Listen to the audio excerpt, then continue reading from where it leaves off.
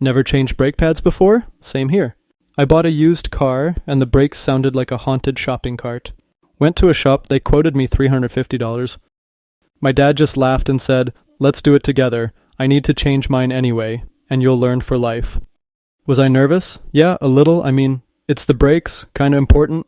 But turns out, it's not rocket science. It's just unbolt, swap, squeeze, bolt. So I filmed everything, start to finish. No fancy tools, no experience needed. If you've got a car, a jack, and a brain that isn't totally asleep, you've got this. Let's go. First up, tools. And nope, you don't need a lift or a mechanic's license. Just a jack stands, a 14mm socket, and a woodworking clamp. Yeah, the kind you use for DIY shelves. My dad swears by it, so I just nod and hold the camera. By the way, we're working on a Toyota here. But honestly, brake pads pretty much work the same on 99% of cars. So even if you've got a Honda, a Ford, or a beat-up spaceship from Craigslist, this guide will still help. Oh, before we touch anything, you gotta have the right brake pads. First thing my dad told me, make sure you know whether you need front or rear. They're not the same. Good to know. I would have just guessed and hoped for the best. He already looked everything up online and ordered a solid set. Showed me how, typed in the car's year, make and model, double-checked the part number.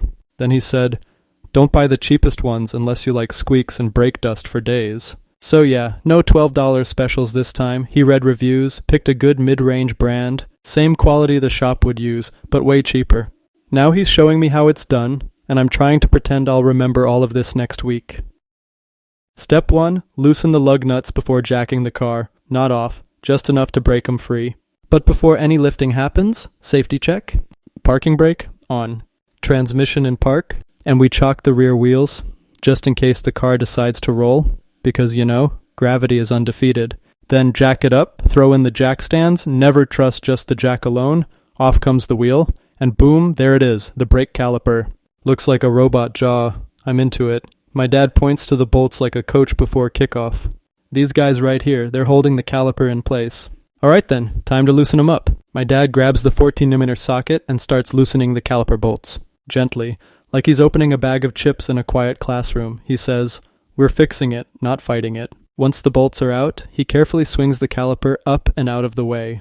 Then he goes, "Don't let it dangle from the brake hose. That's how you mess it up." So he just rests it up top, nice and easy. No stress on the line, no drama. Like it's just hanging out up there, watching the show. And there they are, the old pads. Not totally gone, but getting thin. My dad says, sure, they still work, but thinner pads heat up faster and don't grab as well. So yeah, better to swap them now than wait for the squeak of doom. New pads mean better bite, smoother stops, and peace of mind. After lifting the caliper, my dad slides out the old pad and hands it to me. No tools, it just slips right out. Then he grabs the new one and says, "Here, hold them side by side." So I do. And wow, here's your visual motivation right here. The old one's basically a slice of sadness. The new one? Glorious, thick, clean, full of potential. Then he hits me with a classic dad line. Don't wait until it sounds like metal on metal, unless you enjoy buying rotors too. Fair point, because once those pads are gone, the metal backing plate starts chewing into the rotor, and that's when things get expensive. So yeah, better to replace them when they're wearing thin, not when they're crying for help. Next up, new clips. They come with most brake pad sets, and they help the pads sit snug and avoid rattling. We pop them into place, easy, then we slide the new pads in. They go in with a nice solid click, no hammering, no cursing, and now comes the piston.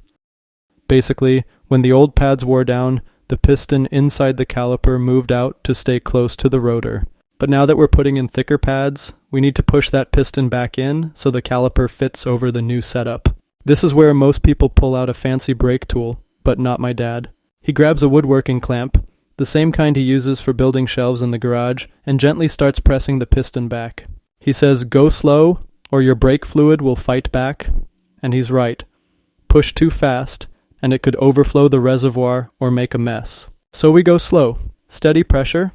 If you don't have a clamp, you can also use a C-clamp, or even the brake tool set they sell at auto parts stores. But honestly, this $5 clamp has been doing the job for years. Alright, time to add brake grease. This stuff usually comes with your new pads in a tiny little packet that looks like it should hold ketchup, but nope, it's not for dipping fries. We add a light coat to the back of the pads, where they contact the caliper, not on the braking surface, unless you're trying to meet Jesus.